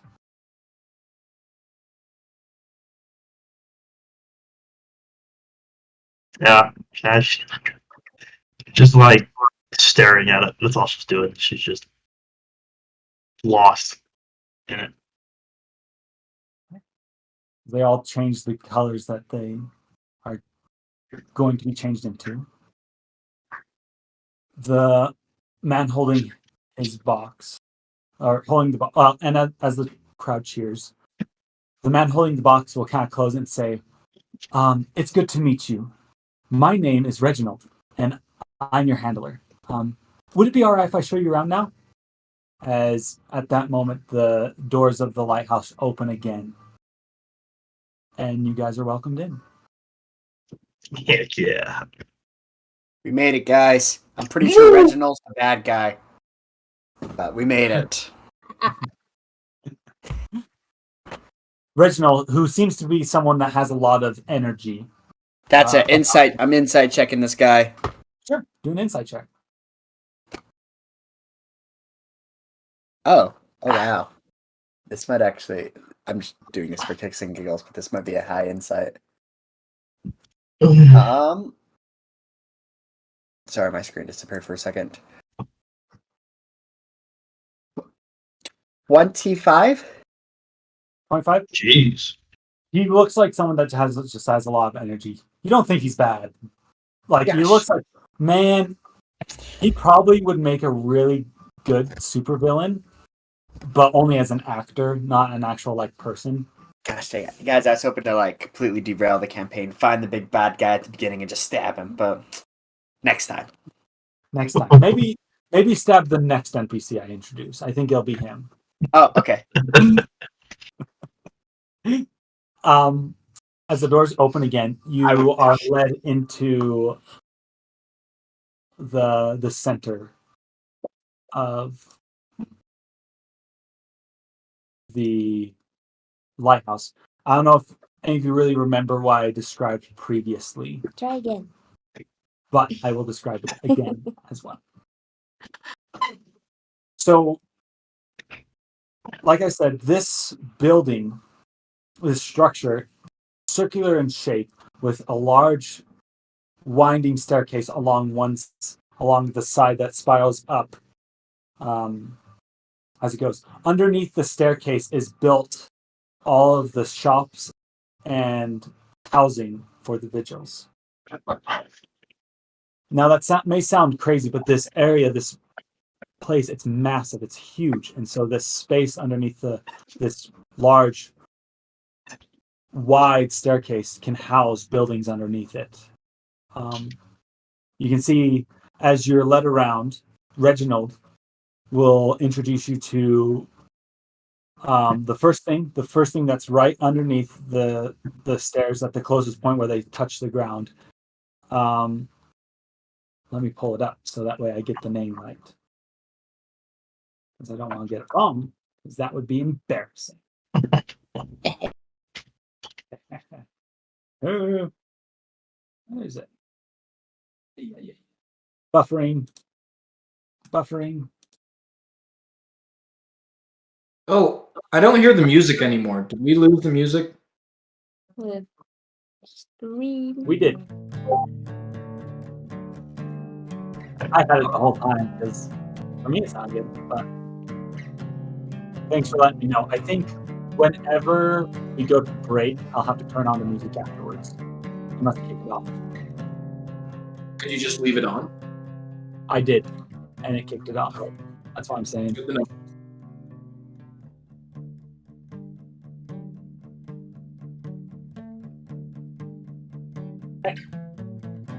He will lead you to the first area, and he'll introduce it as the Dioptric Envoy. Basically, he explains that this is where he will be stationed. He will be here to kind of give you your missions. He'll give you a call, and as he presses what looks to be some sort of button on the other side of the panel, you see all the crystals on your Vigil Symbol light up. He mentions to you that this means that you're receiving a call asking you to be called to arms, basically. In a case that happens, you are to meet him down at the Dioptric Envoy. It basically kind of looks like you think of an airplane hangar, or not hangar, but at an airport, how they have the kiosks that you have to go up to get your ticket. Kind of looks like that. He explains how this is where you will go, and he will program your medallion, your symbol, with the correct coordinate for you to travel from the lighthouse to wherever you're going. and then once you find another Vigil's teleporter, you'll be able to come back with the same thing. He also explains that this is where he'll brief you on missions and things like that before you head out. Right across the way, he points towards the center of the room, and he says that is the Dioptric Ring. Dioptric comes from the word, from the lenses of a lighthouse, and that's why they use it for a lot of the different things. Dioptric Ring is where the teleporters are housed. You will go there if you need to be teleported. As he walks around, next to the Dioptric Ring stands the Quartermasters, which houses the general goods store for Vigils in their adventuring needs. It has a place for alchemy, magical items, and just all-purpose goods for adventuring. If you need anything, you can use the funds that you're given after you've accomplished missions and spend it there if you would like. Next up is the service room, which is also known as the hospital of the lighthouse. If you are ever injured out on the battlefield or anything like that, no matter how bad, if you are brought back to here, you can be healed. Like how we've been talking about how we're playing with the lingering effects rules, some of those effects can be pretty nasty. They have abilities to regenerate limbs and things like that. So, some of the things explained. Next up, as Alia knows, is the commons, or the area where basically the mess hall for Vigils who live at the Kyle? Sorry, I gotta bounce. I'll see you guys. No, Back out! yeah. Next, so the mess hall, which is basically all Vigils who are on call, like you guys, anyone who doesn't have their own home, who live at the lighthouse, will go there, receive meals. There's a tavern there. There's other entertainment that we'll get into eventually. He just kind of briefly explains it. And above the area that all these kind of shops and places are on this first level of the lighthouse is called Key's Cabinet, which is known as the quarters. Basically, you look up and it looks like there's many different apartments, and as he explains that each one of these areas, these places, lead to the housing for Vigils who are on call, like you are. And he explains that you've all been given a room, basically as a team to share, so that way it's not too hard to find each other if you're on call for a mission. That way you kind of have been given housing together. So this is all kind of really quick, and as he kind of explains it all, and it's a lot to take in. Eventually, after explaining it, he says, and I would show you more. I'd even show you to your rooms, usually. But I was given directive to actually send you all out today for an assignment. Is there anything that you guys need to do for preparation before we go, or are you at a point where you could receive your first, and he kind of smiles at this, your first mission? I'm ready. Awesome. Well, just so you know, to give you kind of the details, we are going to send you to Havnok, which is considered somewhat the capital city of Zehovik. Havnok is an ancient city. It's known as the City of Castles. Apparently, one of the districts there has one of the areas has been having some strange occurrences been going on, and they've asked us to send someone out to investigate. If you guys go and figure out what's going on, hopefully deal with the situation and come back. They've told us that with a job accomplished, you will all receive 120 gold per completion of your task. Is that each? Each, yes.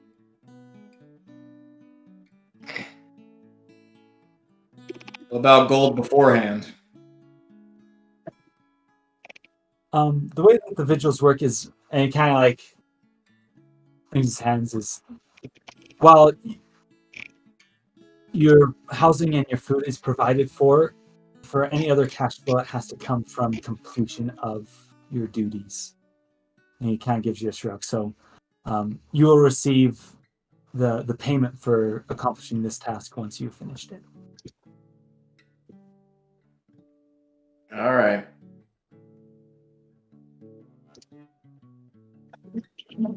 Any other questions? Well, what are we waiting for? Not much. I guess we can go get your medallion set up, and then we can get you on the way.